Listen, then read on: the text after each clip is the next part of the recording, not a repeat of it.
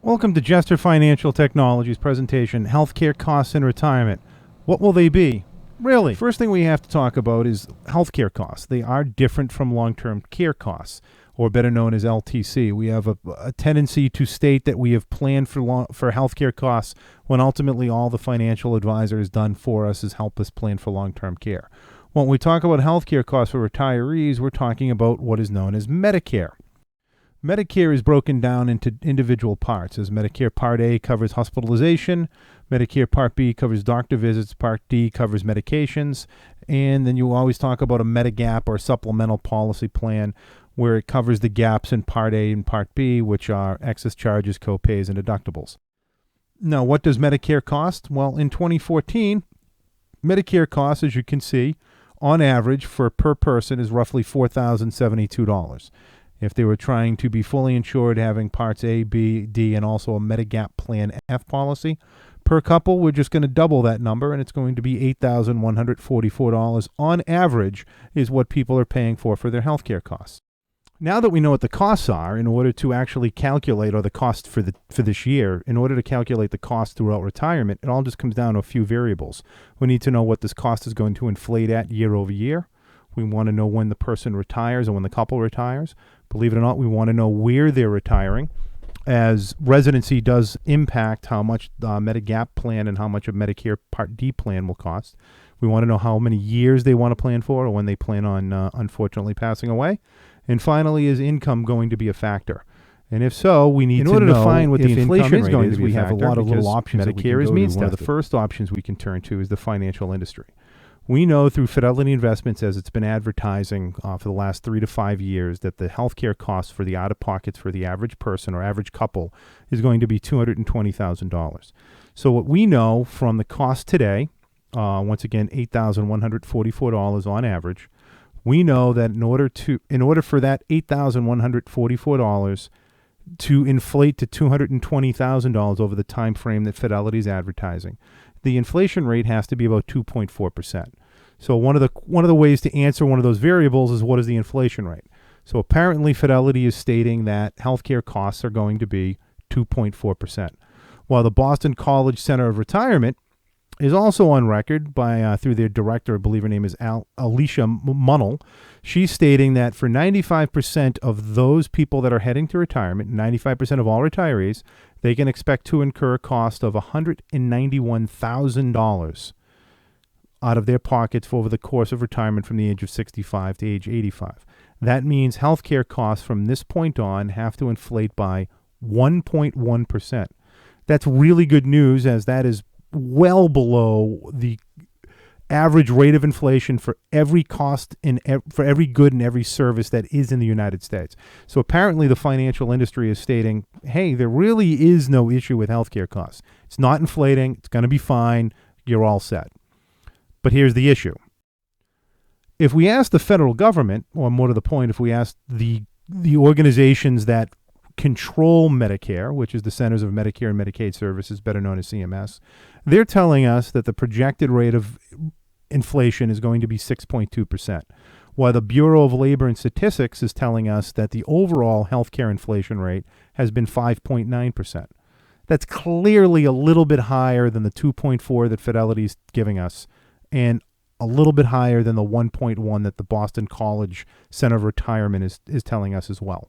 So who do we believe? Now, we can also believe the government, we can believe the financial industry, or we can also look at history.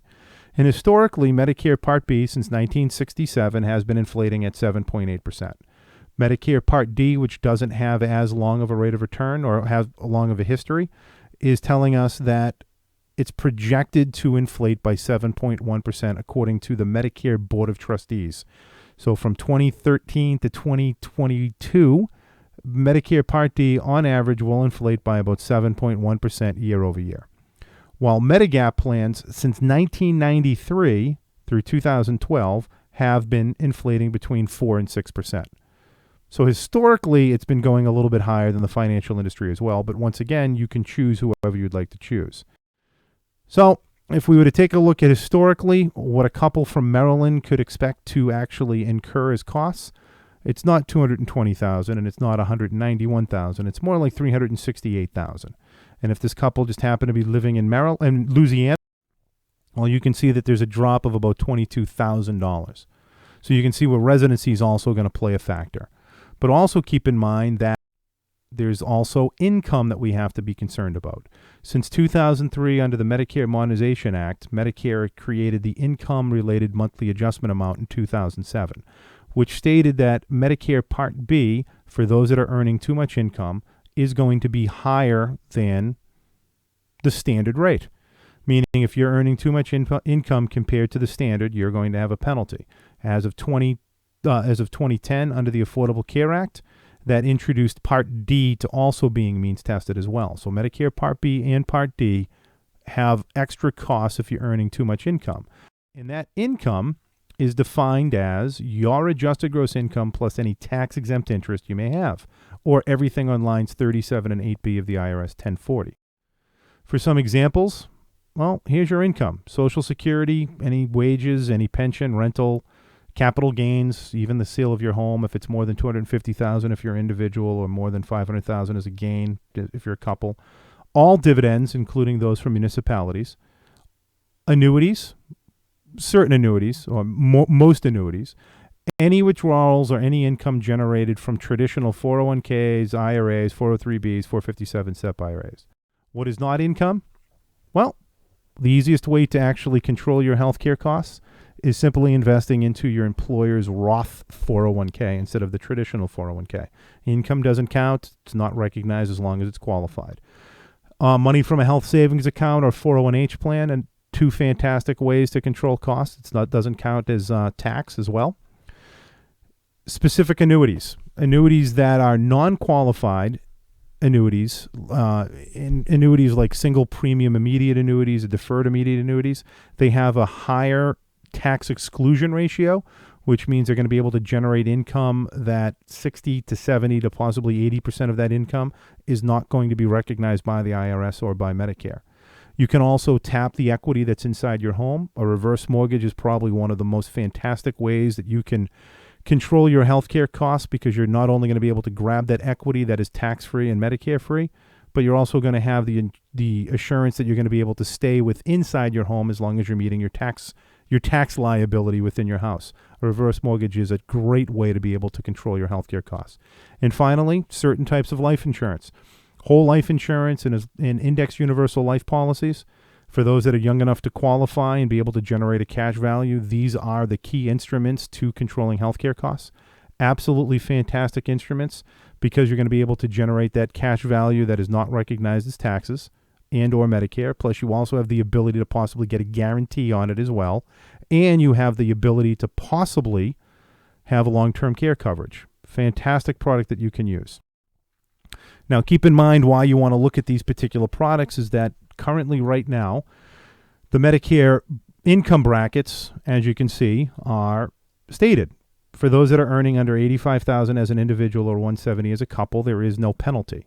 For those that are earning $1 too much, you're going to pay 40% more. And for those that are earning the maximum, they're going to pay 220% more. But here's what you have to look at.